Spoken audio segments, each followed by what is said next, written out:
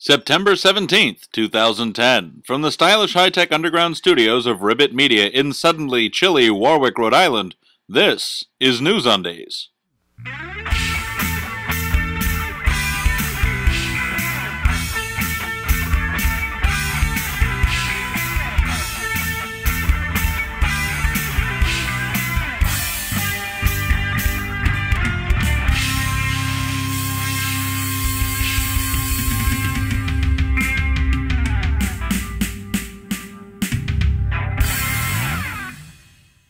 For September 17th, 2010, this is NewsUndies, all the news that shouldn't be news. I'm Paul Torville with these headlines. Steve Harvey takes over as host of Family Feud. Interesting choice. Cher, 64, tries to out-Gaga Gaga with 80s battleship getup. San Fran suburb explodes, burns, gas pipe reprimanded. Monica Lewinsky, still a viable punchline 15 years later. George Michael, oops, he did it again. Wham! In the UK.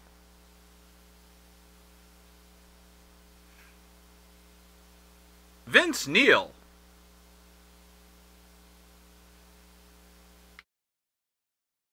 Hey gang, it's time for celebrity birthdays once again. I got my cake hat on, let's rock! For Saturday the 11th, Herbert Lom and Pinto Colvig, dead. For Sunday the 12th, Linda Gray and Barry White, dead. For Monday the 13th, Mel Torme, dead. And Richard Keel, who's not dead. For Tuesday the 14th, Sam Neill and Tyler Perry, ew. For Wednesday the 15th, Roy Acuff, dead. And Fay Ray, dead. For Thursday the 16th, H.A. Ray, dead. And B.B. King, bloop.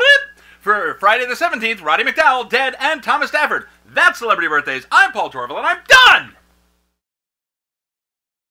We'll have stories in detail right after this. It seems I've acquired a reputation as something of a shameless self-promoter. I don't know how that could have happened. In any event, there's something for nearly everyone in every weekly episode of NewsUndies.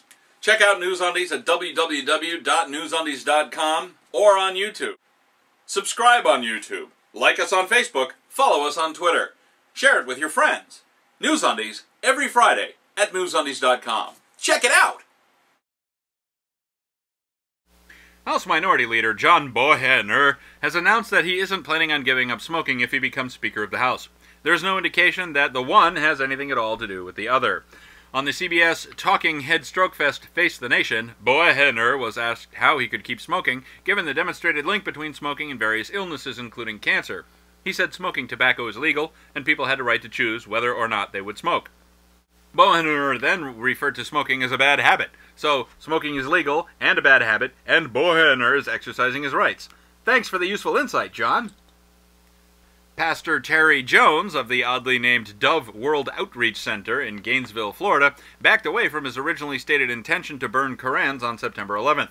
He made unsubstantiated claims about conversations he had with a local imam regarding whether the Park 51 site would be built at all or whether it would be built elsewhere. Jones then made unsubstantiated claims about a conversation he had with God, wherein God told him not to burn the Muslim holy books.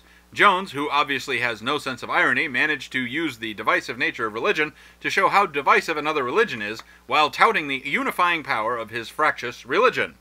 Insensible dullard? Too gentle. Lady Gaga.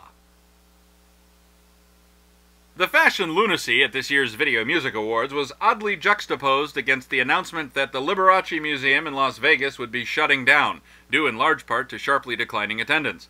I suppose when you've got someone like Lady Gaga out there, a candelabra and a rhinestone-studded tux just doesn't cut it anymore.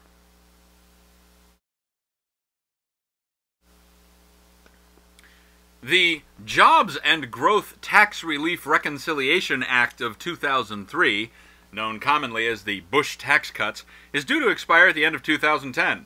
Controversy is swirling around Washington and the country at large as to whether those cuts should be allowed to sunset. Here are Pig and Sheep with their thoughts. Taxes are evil, and those with the most money are least able to shoulder the burdens of maintaining the vital common services and infrastructure our nation has come to depend on. All taxes should be abolished so the troops we revere so much can fight the wars of aggression we start overseas with the best weapons borrowed Chinese money can buy. Amen! Woo! Well, flat tax rate, no deductions. Any surplus goes into a rainy day fund to cover things like 9/11 or Hurricane Katrina. Well, that's what Pig and Sheep think. What are your thoughts? Email them to ovcomments@newsundies.com. And now, here's Moose Weintraub with the Sports Half Minute. Moose Weintraub Sports Half Minute. It's a whole half minute of sports.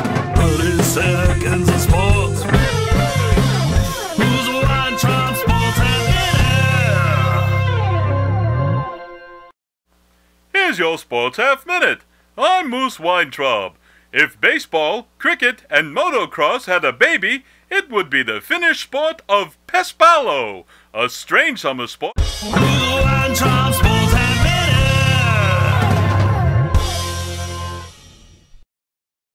Thanks, Moose. Always a great report from Moose. Look out, iPhone. Beware, Android. The Windows Phone 7 operating system from Microsoft is on the way. The folks who've been working on this new phone OS held a parade on the Microsoft campus to commemorate the event.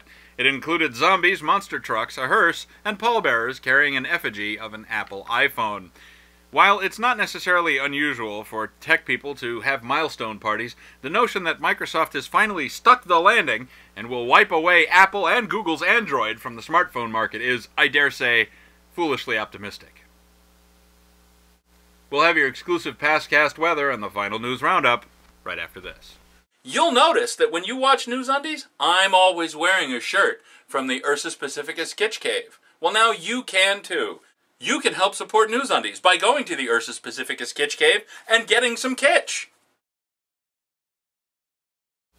And now here's your exclusive past-cast weather for the week ending Friday, September 17th, 2010. In Florida, they saw scattered thunderstorms and warm conditions. The lower lakes had sunny warmth, then thunderstorms, followed by cool conditions. The Ohio Valley had sunny, warm conditions, then thunderstorms and cool. And that's your exclusive past-cast weather.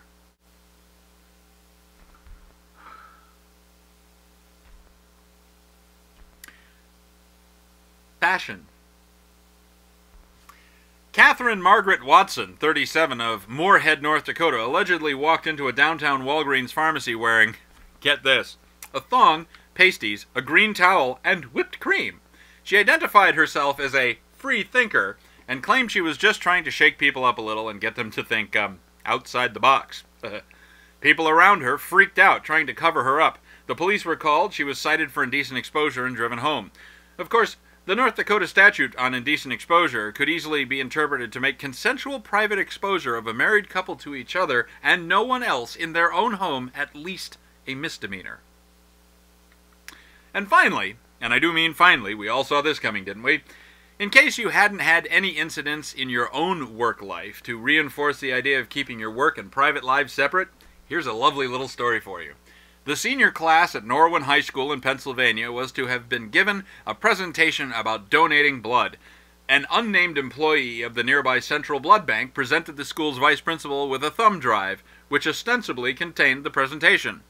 What no one was apparently expecting was the hardcore gay porn images that just popped up on the big screen when the thumb drive was plugged in.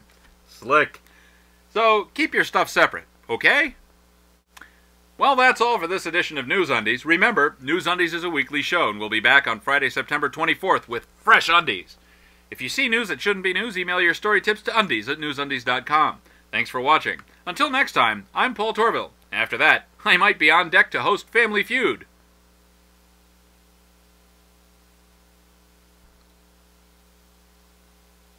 Who knows? I mean, they picked Steve Harvey.